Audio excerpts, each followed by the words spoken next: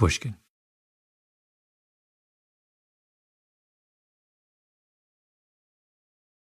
Hello, Malcolm Gladwell here. We're back with another conversation from our Revisionist History Live series on mastery. This took place at the 92nd Street Y in New York. As many of you know, I'm a pretty serious runner. And like most competitive runners, I was most running crazy when I was a kid. I started at 13, ran through high school and a little in college. It was the single most fun thing I did growing up. Sports were my refuge from the craziness of adolescence. But one of the things that has become clear in recent years is that youth sports are no longer the oasis they used to be, that something very troubling is happening. Higher pressure, abusive coaches, over-involved parents, and it's worse for girls. Eating disorders, distorted body images. So I asked two people to come and talk about all this with me and figure out some answers. Lauren Fleshman and Linda Flanagan, both athletes, coaches, and parents who've thought a lot about this problem. And by the way, who happen to have the same initials. So just to be clear, this is Linda. That's strangely when many parents don't step in. Mm-hmm. They raise hell when, their child is put in right field.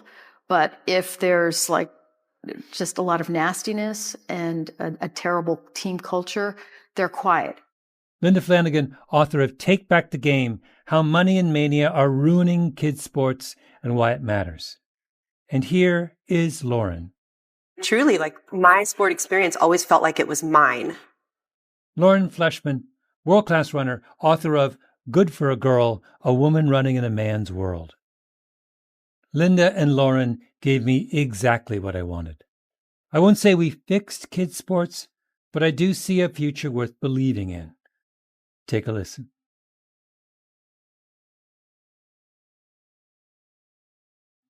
For those of you who don't know, Laura was one of the great distance runners of her generation. She is an entrepreneur, and now she's a writer. Now she's written this wonderful book. Linda, also accomplished runner, has done a number of things, interesting things over the course of your career. But of relevance to this evening, you coached for many years at the high school level. And it's really out of those experiences that you came to write your book, Take Back the Game. And I am interested in the two of you for a number of reasons, but I'm also a runner, not nearly as accomplished as either of you. In fact, I thought that we could all go for a run this afternoon. And I asked, so I said, let's go for a run. And so Linda says, well, I'm not running with Lauren. She's world class. So you flaked. And then I said, all right, I'll go running with Lauren. And then Lauren says, no, I'm not going to run. I'm going to go for a run earlier in the day. And I think what happened, correct me if I'm wrong, Lauren, you looked at my Strava. You said, he's so slow. Why would I waste a good running day? So I ran alone. It's very sad. You should have gone in the morning with me. So I'll get over that, though. So both of you have written books about the crisis in youth sports. We said girls' sports, and I think probably we're going to talk probably more about girls than boys in this, because I think both of you would agree the problems are more acute with girls. And just to set things up, I'm going to just describe the manner in which this conversation is going to take place, because we're going to play a little game, the Martian game. And the Martian game is that imagine there's a Martian who doesn't know anything about America, American culture, sports in America, nothing. Just a Martian in one of those balloons floating. And all he's been given is your two books. So he reads your two books, and he reaches a series of, he has no context, he has no inhibitions, he's not worried about asking. So I am the Martian, and I'm going to ask a series of questions unconstrained by any kind of, other ideological positions of mine, previous experiences. I'm just drawing what might seem like extreme conclusions from both of your books, and I want you to respond to these conclusions. Okay? Okay. All right. The Martian's first statement is, the Martian says, should we ban men from ever coaching women again? It might not be a bad idea. Tell me why. Well, there are too many men coaching women, for one thing. Women and girls need female role models in leadership positions. Everyone thinks of sports as that's where you learn how to be a leader. And yet, very few girls are actually coached by women. And even at the collegiate level, it's about 42%. High school level, it's in the 20s. And in youth sports, it's 25%. So let's get more women in there so that young girls and teenagers can see that women can be leaders too. Lauren, do you have thoughts on the Martian's ban? Well, I like these points. I agree. And running, only 17% of the coaches in running are women, which I was really surprised, even lower than the average. I would say let's not ban them until we've given them a chance to fill the giant gap of knowledge that we all are living with when it comes to female bodies and how they develop and how they operate. Let's give them a chance to learn. Let's see how many of them want to, and the ones that want to and are willing to and will do the work, let's let them stay. And then let's do all the stuff that Linda's talking about. That's very enlightened. Yeah. I was struck in reading your book, Lauren, by a big chunk of your book is a very powerful and insightful explanation of the difference in the physiological trajectories of young women and young men. Mm-hmm. And you were talking about your time at Stanford, the young men are, a man or a boy, whatever they are, of college age is at their physical peak. They get better almost automatically every year. They're full of every positive hormone known to man. And whereas the women are going through a much more complicated process. Yeah. And the reason the Martian asks that question is the Martian says, how can a man ever fully understand what a young woman is going through if he's never gone through it himself? Well, I would say to the Martian, we can't apply that logic to the problems of the world, or else the problems would only be able to be solved by people who've had an identical experience. And the problems are big enough that we need everyone involved.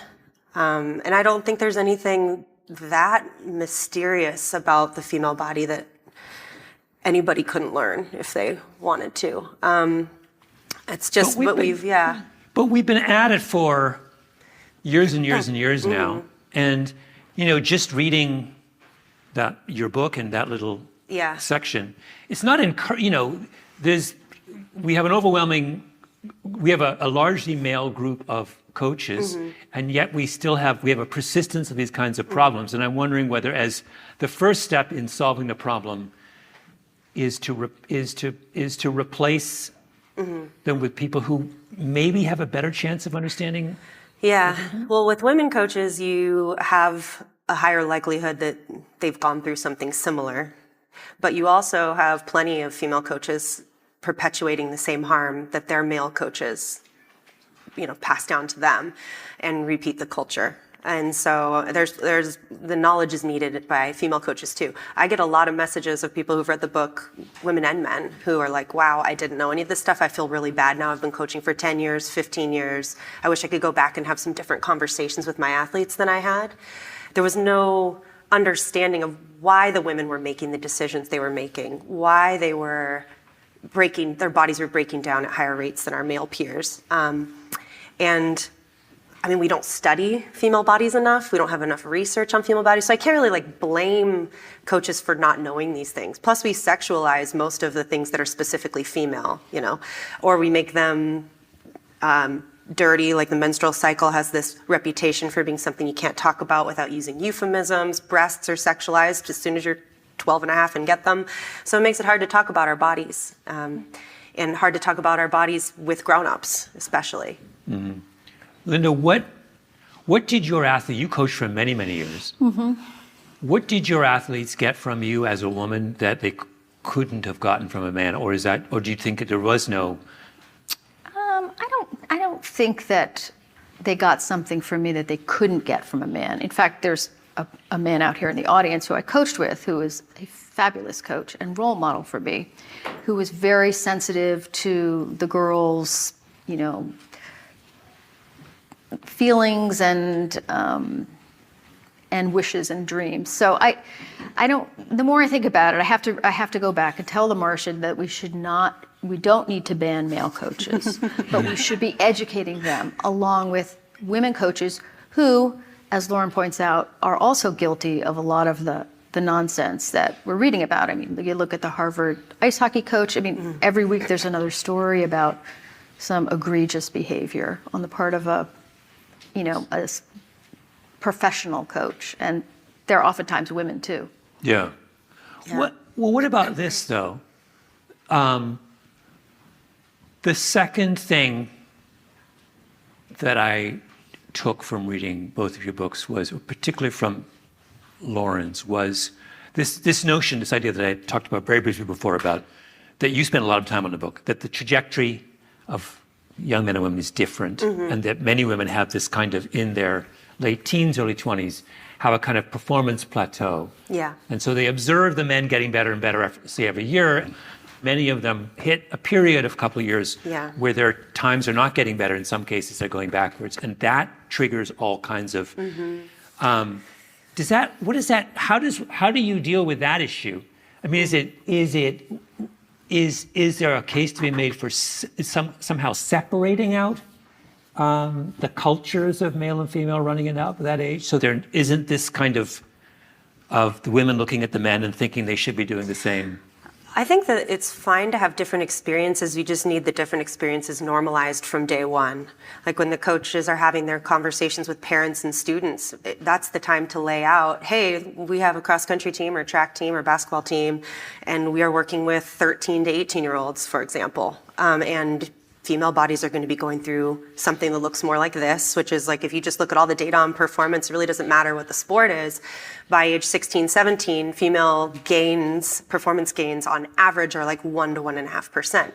Whereas their male counterparts they go like this, do, do, do, do, do. And the female athletes go like this.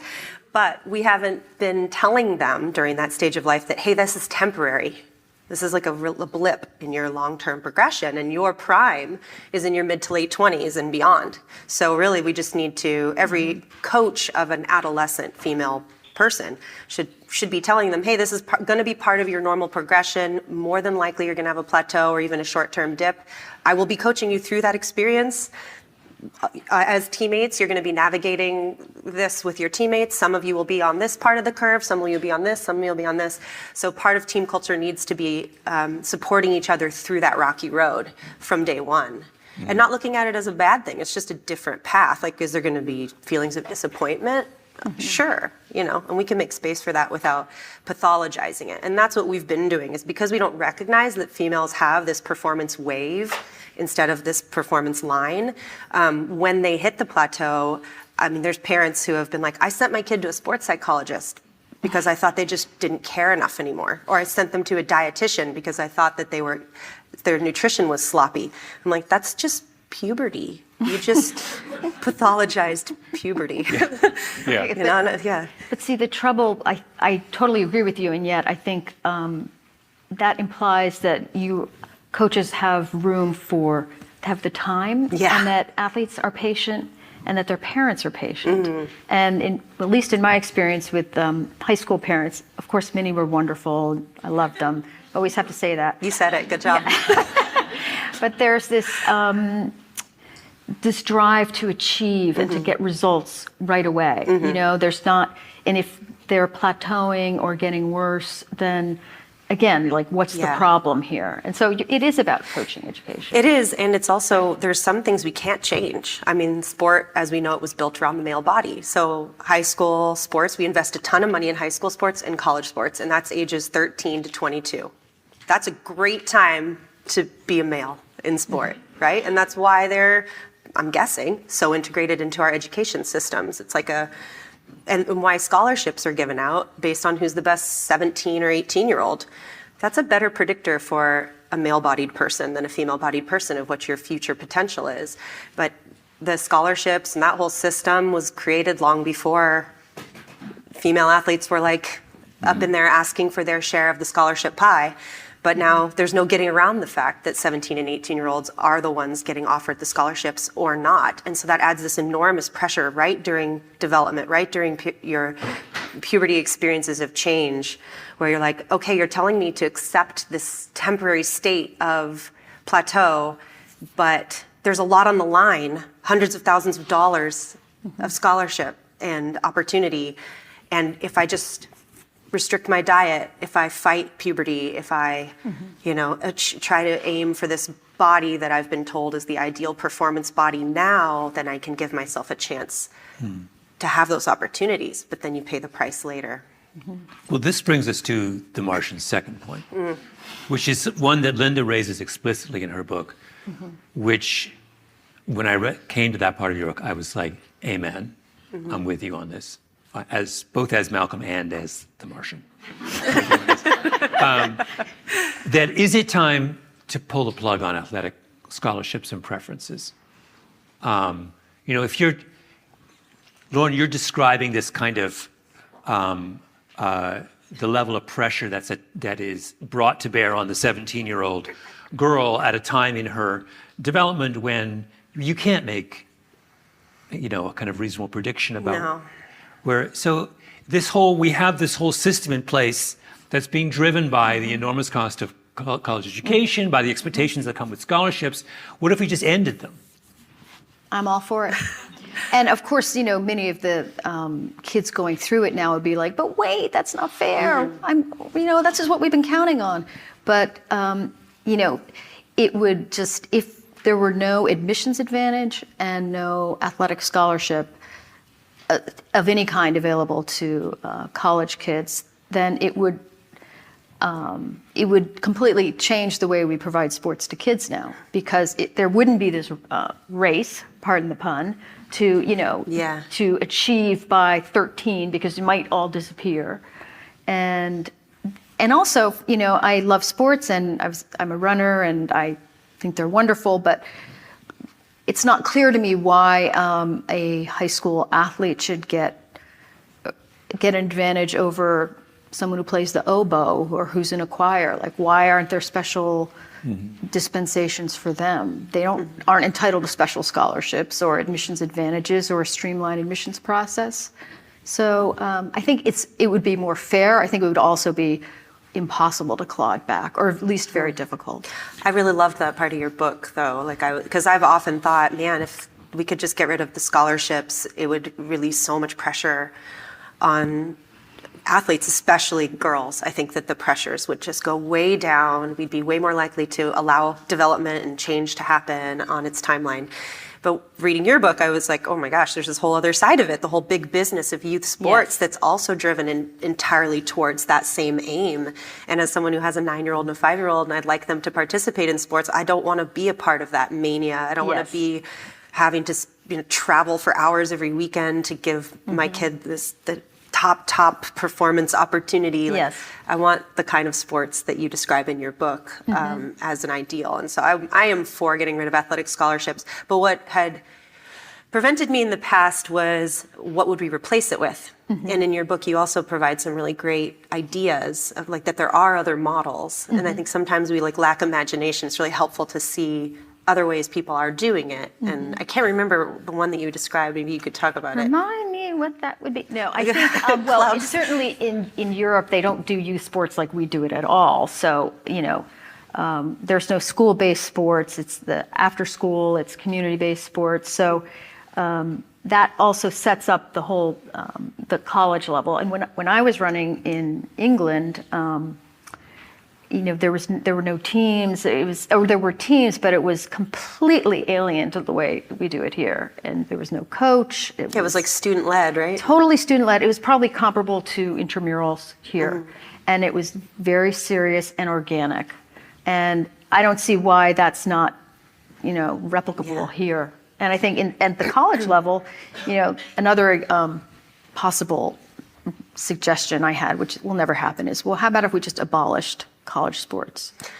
As if, But I say that, but why not club and intramural. I mean, it's not saying kids can't Well, you play mean sports. why not abolish? You're talking about intercollegiate sports. Like the Varsity NCAA. sports. Yeah. Yeah. Well, Yeah. what's ironic about this is in research for my book, what women had in sports was club and intramural before Title IX. But there was a huge discrepancy. Obviously, there was no scholarships for us, but there were for men in the NCAA. There was more media, all these things that come with that infrastructure for men's sports. We wanted it too. Right. When maybe all along we wanted equality, but maybe they should have followed our lead. Maybe we were onto something. Well, when Title IX happened, there was a discussion for the first couple of years about, will we fold into the existing men's programs or will we run our own show here? Like we've guaranteed we have, that the schools need to provide the opportunities, but we don't necessarily have to run it exactly like the NCAA. And it took a little bit before the decision was made to join the NCAA. And like essentially one of the arguments in my book is that we should be recreating sports with female bodies at the center so that they can have an equal chance to thrive in the sports system, and that we kind of need to take it back and be able to do that, because giving people the same thing the exact same way isn't going to get you the same result. Right. So how can we level the proverbial playing field in youth sports? That's after the break.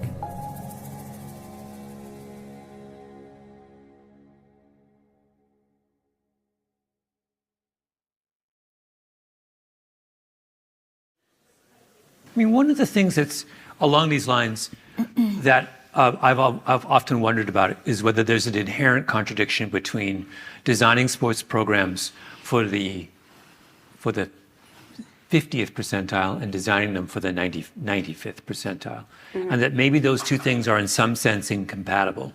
So if we do away with high pressure intercollegiate sports and scholarships and things, maybe we produce fewer, maybe we don't, but maybe there's a chance we produce fewer world-class runners. Let's use running as an example. But maybe we also produce way more people who are happy and contented and run their whole lives. And maybe we get fewer, 225 marathoners and more 250 marathoners. I mean, I would be happy with that. But, there are some people in the kind of elite sports community who would consider that a tragedy. Well, so few kids, not enough kids participate in sports now. And I think if we can move the model to try to get more participation. I mean, there was just an article in the paper yesterday about the income gap between the wealthy families, earning over $100,000, 70% of those kids play sports. And in families earning $25,000 and less, 31% play sports. So I think this is part of the same conversation that the way we have developed the youth sports system with its high cost and just relentlessness has pushed more kids out, so that there are fewer kids, gaining any advantages. Yeah. Cross country is one of the ones that I think has the least access problems. Yes. Considering that they generally don't have cuts, and you don't have to have been in the youth sports high performance pipeline to join a team. Yeah. And often you benefit if you haven't. I mean, I certainly when I started as a 9th grader running, there had been plenty of people in my town who had been running a long time. And you were not at a disadvantage. I was not at all at a disadvantage. If anything, I felt like I was at an advantage. That's how it was framed to me. Because you were fresh. Yeah, and you have plenty of years ahead. It's just like making, recognizing this timeline. But with my kid interested in soccer, I think I spent $500 for a spring soccer experience for the kid. And he's not even leaving town. Yeah. So I don't really understand. He's had one practice. He's 9. I don't understand how people are affording this and continuing to do this. Well, if I can just point out that in my town, we have a junior pre-academy for U4s, which is 3-year-olds. Are you serious? Wait, what? Well, it's a junior pre-academy, because then there's also the pre-academy, which is for U5s and U6s. So this is like pre-K? Yes. But so by the time, there's the junior pre-academy, then there's academy and futures, and then there's travel. They've been playing for 6 years and they're 9 years old, Yeah. And in each one, it's, $500 or more, which isn't, with the problem we were talking about with the money. And I don't know how you do that. The biggest obstacle, and you mentioned this, Linda, and I would like you to be more blunt about this because you're being too... The biggest obstacle to the kind of de-escalation of youth sports is the parents. Oh, yeah. So, and I'm reminded, anyone who has to deal with parents, my brother was a elementary school principal. Oh. He's now retired, so I can now say this about him. And he loved his job and loved the kids. It's just the parents that were. Yeah. And 50%, I think, of his anxiety came from parents, not from kids. Yeah. He was prepared for the kids. He wasn't prepared. And he also had this is very tangential, had this hilarious riff about how the teachers that the parents think are the best teachers are always the worst teachers. So he was funny. like, not only are they a pain in the ass, they don't know who the good teachers are. It's like they're sort of, so the Martian says, why don't we ban parents from participation? Okay. Or we give them they can go to one meet a year, one event a year. That's it. They got to pick one, and then they're done. Okay, well, here's a good model is actually the way boarding schools do this, because parents don't go to those, and those sports programs, from what I understand, do pretty well, and the kids, it's pretty healthy with the coaches and the players because the parents aren't, standing at the chain link fence observing. But in the absence of that, I think definitely restricting the parents is a good idea. And again, I would like to say I had a lot of wonderful parents, but their handful were not great. Well, the stuff that you were talking about in your book about how as parents we get sucked into our achievement as parents is shown in our kids' accomplishments. Yeah. And that's a relatively new phenomenon generationally. Yes. And my high school coach just retired after 30 years, and at his retirement party, he tells me this all the time. He's like, your parents were my favorite parents of all the parents in 30 years because they showed up to the first meeting. They came to 3 to 5 events. Perfect. Yeah. They never once screamed, Yes. And they never told him how to do his job. Mm-hmm. They showed up enough, like you say in your book, to get to know the person who's spending crazy amounts of time with your kid. Yeah. That's important. Get to know them a little bit, and then get out of the way. Yeah. And truly, my sport experience always felt like it was mine, and that agency, that autonomy, kind of cleaved me to the sport in a way that I think got me through the ups and downs a lot better. And I don't know, I was so grateful for my parental experience. And then your book was very affirming and they were actually doing a good job. So maybe I should try to do it like that. Look how you turned out as a runner. I mean, you're this fantastic runner. It obviously, they were doing something right by just stepping back. My dad came to, in my entire running career in high school, one event. And he immediately volunteered to help with the long jump. So he was raking the pit. And as I will say in modesty that I won, this was the Interior Championships, I won that day. And as I'm rounding the final bend on my way to victory, I look into the infield and I see my dad, he's raking. And then he raises the rake and he goes, "Go, Malcolm!" Rakes again. That was the extent of his involvement. And I loved that. Yeah. But to your point, the thing about them not being involved is that it allows you to also frame your successes and failures the way you want to frame them. Because the parental frame is very different. They're much more, they're far more sensitive, I think, in some ways to setbacks, they don't understand the context in which you're operating, the social network that you're competing in. What has really struck me, and both as a coach and since when I've talked to a lot of parents, is just how anxious they are. It's all this anxiety about how their kids are going to turn out, which I get, that's what happens when you're a parent. But somehow it's played out in sports. It's also played out in school, but because sports are so visible, I think, your value as a parent is so easily measured by how well your child does. And I've been overwhelmingly impressed by how anxious parents are about it, and that's why they're freaking out and complaining and shrieking and trying to get you fired because you're not doing enough for your child to get that child to the next level. Did dealing with parents, how much of an obstacle is that for people, for coaches, continuing to coach, deciding to enter coaching? Is that constraining our supply? Well, I have an important stat here to share, as we were discussing. This is accurate, too. 58% of coaches that were surveyed about 5 years ago, and I'm sure it's gotten worse, said they've thought about quitting because of parents. 2/3 of coaches said in a more recent survey said parents are always criticizing their child, they're criticizing their officials.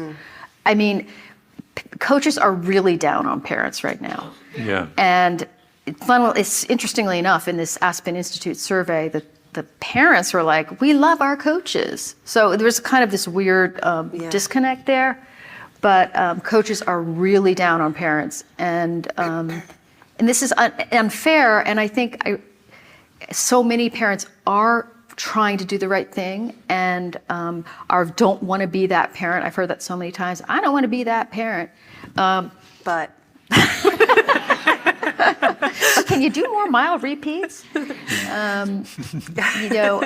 I would like to say, though, that there is a time when they should interject, when they should be, not complaining, but talking to the coach or talking to the athletic director, and that's when there's some funny business going on. Yeah. And, the kids, the higher the level of athlete the child is, the more elite, the more likely they are to be emotionally abused and physically abused.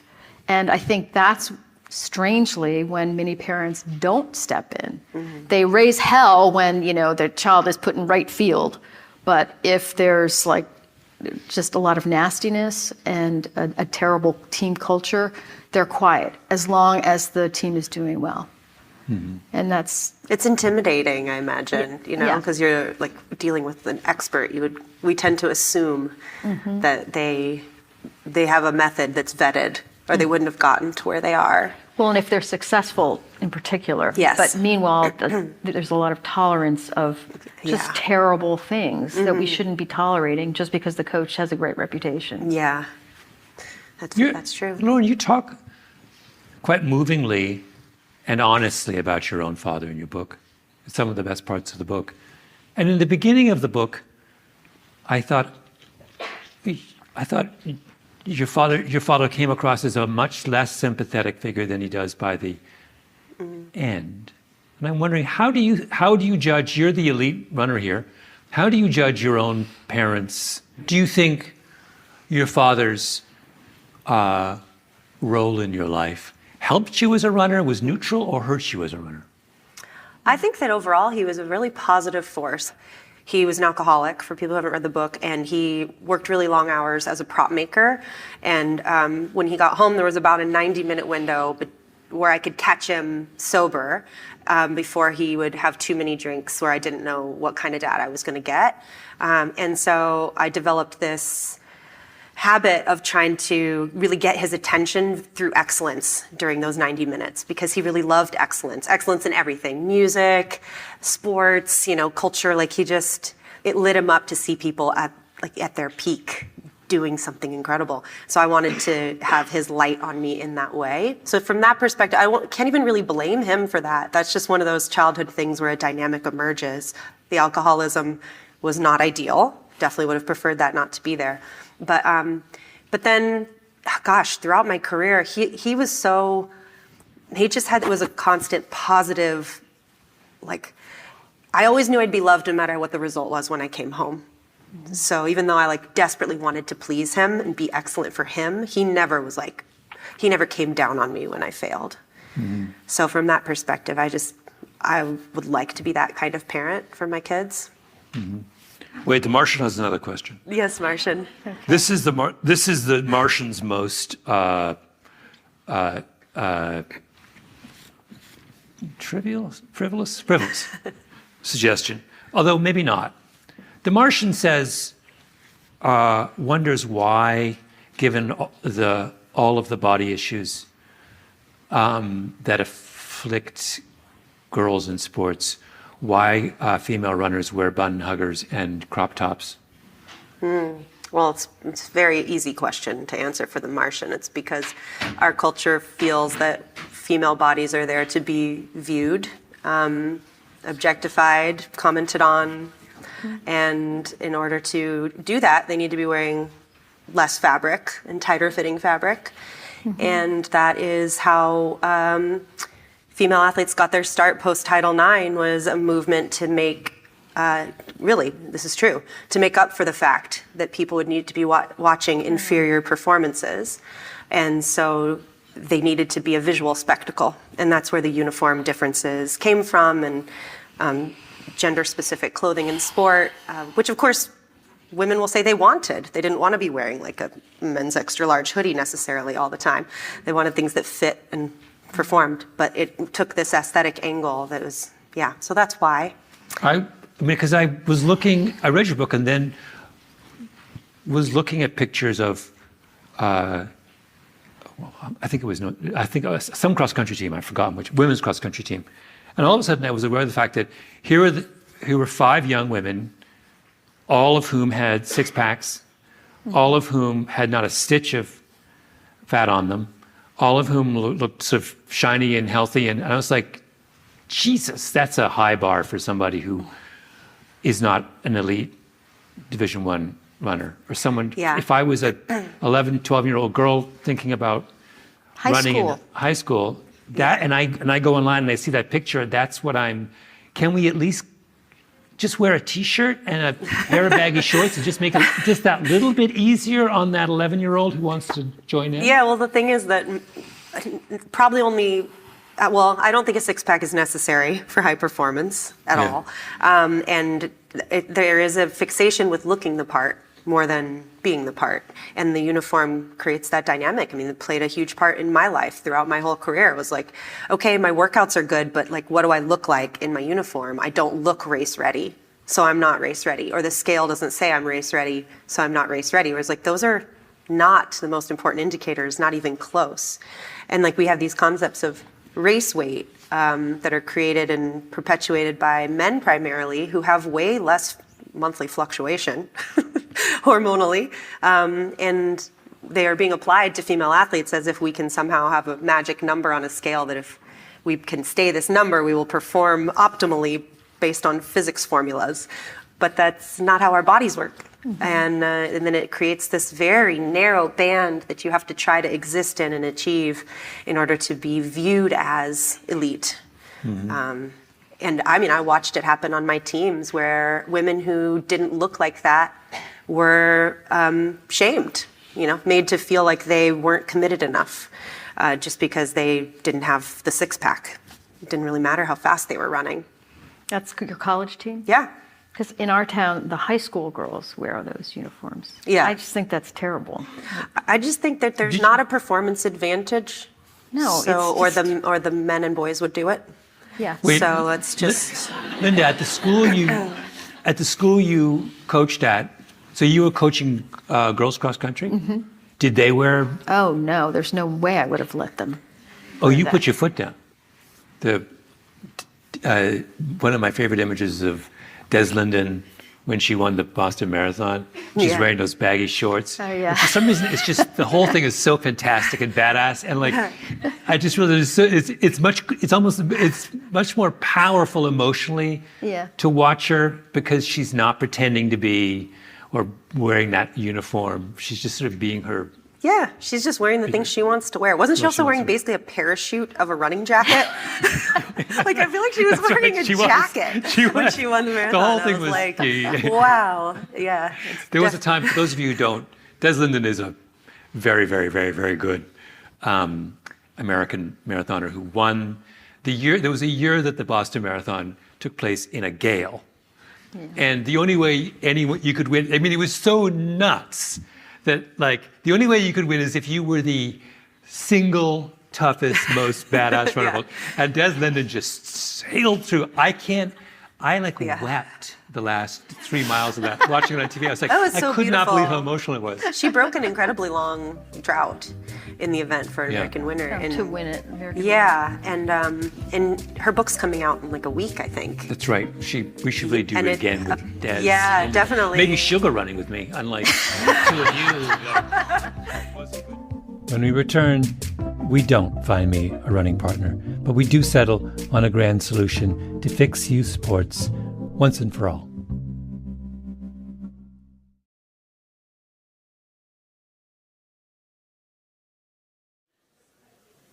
Oh, the Martian Wonders. So here's the it's really me, not the Martian on this one.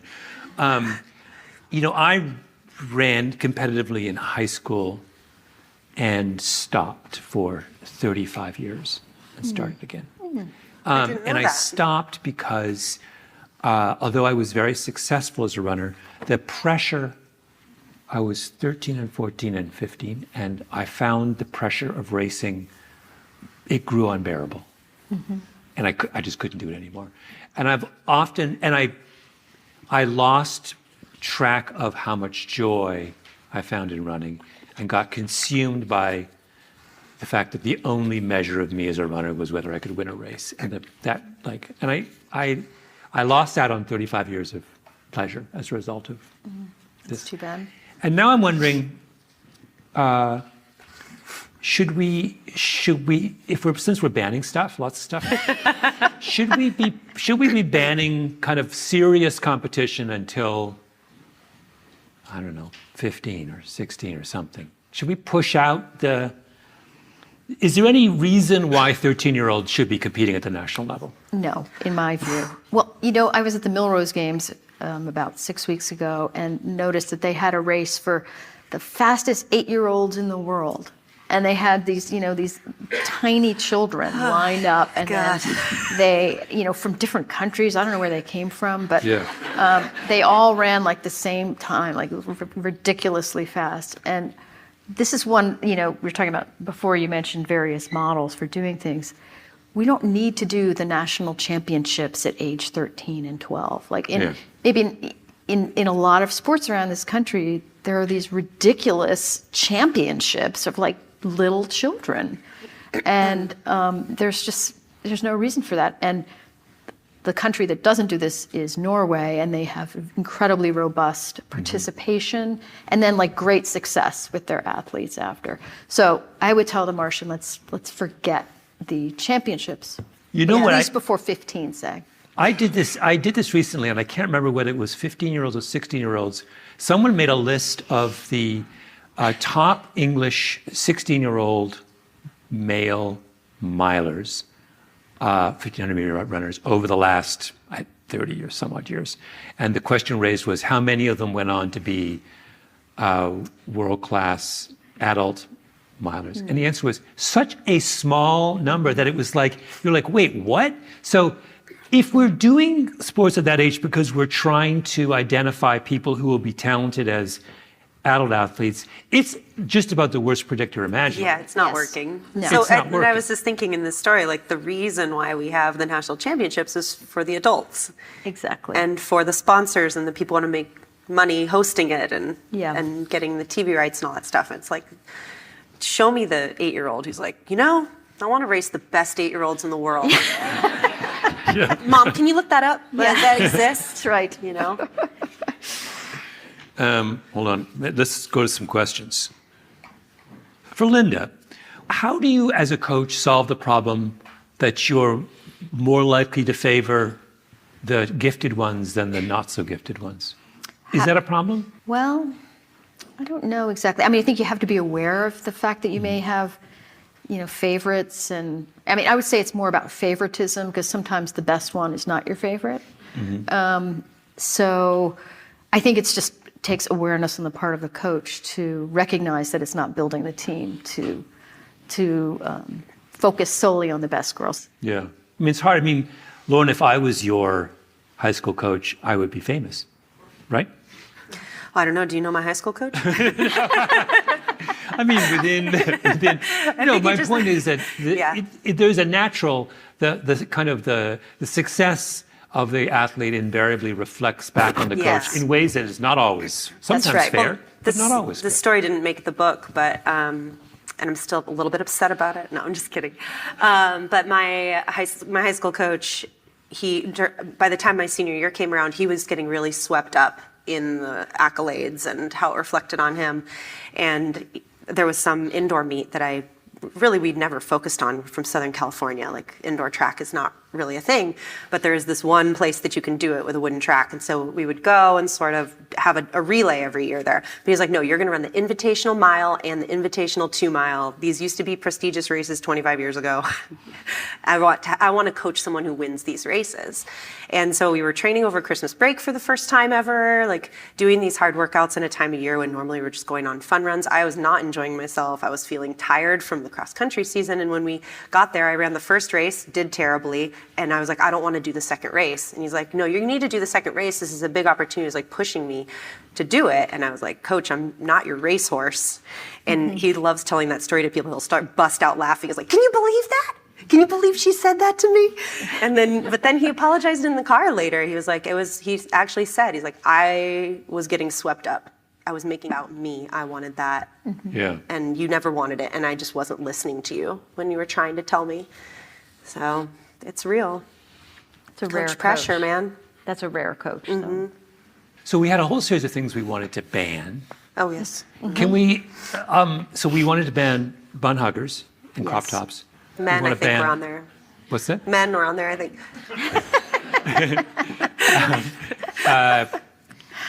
Parents. We're banning parents. We're banning competition before 15. 15, I think is a reasonable. Championship. You realize Competitions are okay, just not championship. My running career was over effectively at 15, so you've just erased me from. I have nothing. The amount of mileage I've gotten out over the years over my running exploits at the age of 14 is considerable. That's now gone. Anyway, I'm fine. I'll take it on the chin for the team. What's your favorite ban of all the bans? If you could only do one of those, we can ban the parent, the championships, the bun huggers, and the college scholarships. I know my favorite ban. College scholarships is my favorite ban. Mine too. I think it would downstream solve a lot of the other problems. They could basically neutralize parents, most of them. Just that expression is so fantastic. Neutralize. 3 parents up on stage talking about the virtues of neutralizing people in our position. Yeah, and then there'd be less motivation to host the 8-year-old world championships. Exactly. Yeah. Well, here's a good question. Does a change in women's girls sports need to start at the grassroots level, or or are we talking something that has to happen top down? Can we have a revolution that can change this, or do we have to? Is someone you talk about a kind of you want a czar? You wanted Michelle Obama to kind of step in. Yeah, that would be nice. So many people have so many czar jobs for her. Yeah, I know. It's does true. Michelle know that basically every intractable problem America has, we think, well, William Michelle.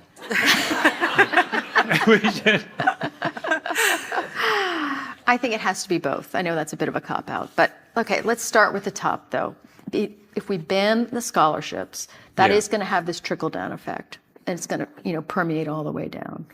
That addresses the larger issues with youth sports more than, the ones, the specific to girl problems. But I think it would transform the whole game. Mm-hmm. Yeah. And then a similar high-level thing, I think, would be mandatory coaching education for anyone working with female-bodied athletes. I think I can't think of a single reason why we wouldn't do that with the giant gap in knowledge we have. And then everyone, of course, should buy our books, because that'll be the grassroots thing. That'll create our own Me Too moment where people I'm not standing for it. We need that. On the grassroots thing, the thing, and both of you would have way more knowledge about this than me, but am I being overly optimistic if I say that the change is going to happen when the girls themselves stand up and just say, this is nuts? It's like, if you're the coach of that team and you observe that there are someone's disappeared and no one's really talking about why. Someone's on her third or fourth unexplainable stress fracture. Someone's bulimic. And then the person who wins the race from the other team is so scarily thin that you're worried about her. Yeah, well, you can normalize anything. I was just going to say, yeah. In a culture, right? And so, yeah, but I don't think that it's fair to put it on the girls. I really think parents, parents don't have enough to do. If they want to get involved, this is how you should get involved, which is don't stand for it. And you talk about that, about stepping in, not being afraid to be the parent that says, no, I'm not going to do the extra thing. I'm not. Yeah. Well, I think, it's funny in my book, I was trying to kind of both understand where parents are coming from and also offer a critique. And I think that it is important that parents recognize they have agency, that they don't have to go along with everything, that extra strength and conditioning training or, weight workout might be helpful, the supplemental training like the soccer club in my town that offers 6-year-olds, that they can say no to that. It's okay to say no to that. Mm-hmm. And from just the other day when I dropped my kid off at the $500 spring soccer experience, at practice, I love how bitter you are about it. I'm very annoyed. Wait till you hear this part. I was like, see ya, Jude. And then one of the parents that I know is a parent of another kid in the class, and she's like, you're not staying? And I was like, God, so it makes it tough to, we're giving each other pressure. Yes. You weren't staying at a practice? Yeah, I wasn't going to stay and watch the practice. Oh, my God. God. This is what I have to look forward to. Wait, someone is waving frantically at me from off stage, so we got to end soon. But I wanted to, for all the runners out there, I wanted to toss them a bone. And someone asked this question of you, Lauren, since you're our running star. It's so rare that we get to hang out with real stars. It's fun. Well, but I'm still bitter about not getting to go running with you. But because I'll tell you why I was looking forward to it. It's not too late. What are you doing tomorrow morning? This is the thing. Those of us who are just kind of everyday runners, when we run with people who are at your level, you guys float. And we're running, and you look over, and you're just going, and it's like magic. It's like watching a magician do a trick, right? And you're like, oh my God. You're not breathing, and you're not and you're just kind of, you're not touching the ground, and you're like, how is this happening? That sounds like you're an intellectually curious person. Most people are I'm like, do you want to run with me? They're like, oh no. I would never do that. I'm like, I promise I'll run the pace you want to run. And they're just like, no, definitely. Yeah. What the question, this is really for the two of you, and then we really do have to stop. What did you guys like the most about marathon training? Linda, you start, and then we'll let Lauren finish. Boy, it was 1,000 years ago that I ran 2:49. If I had run 2:49, I would have a T-shirt that said 2:49 on it. All right, so blow your own horn here. Yeah, and in super shoes, that'd be like a 2:30. Right. Oh, you're right. I had a great group to train with, and the training is the fun part. Not always, but it's the camaraderie that I got in the marathon training. And you're out there a long time. Yeah. So for those, the training runs were kind of fun to do too, when they weren't miserable. I didn't have a group, but I did get to have my professional coach, Mark Rowland at Oregon Track Club Elite. I had always had him in a group setting, and I was the only one doing a marathon, and that's normally the time of year I did New York when track and field athletes are taking a break. And so I had him to myself, and he would ride his bike alongside me, and we got to have all these really nice chats, and I just loved, that was the last year we worked together. So to have that, I have a lot of fond memories from that. Yeah, I think that's a lovely way to end, because it's a reminder. We've been talking about what's wrong with running. And the thing that I always try and tell young people when I try to get them to become runners is that this thing, the camaraderie stuff, is something that is just magical. Like going on a long run with a group of people who you are friends with or close to and you've worked out with before, there's something there that you'll never find anywhere else. It's just Yeah. And I think that love, that's what drove our books. It's when you know that you have something worth fighting for and protecting, and we really just want to remove a lot of the garbage that's getting in the way of that. Right. Yeah. Well, thank you so much to the two of you. Thanks. And thank you to all of you. And go buy your books and get them signed.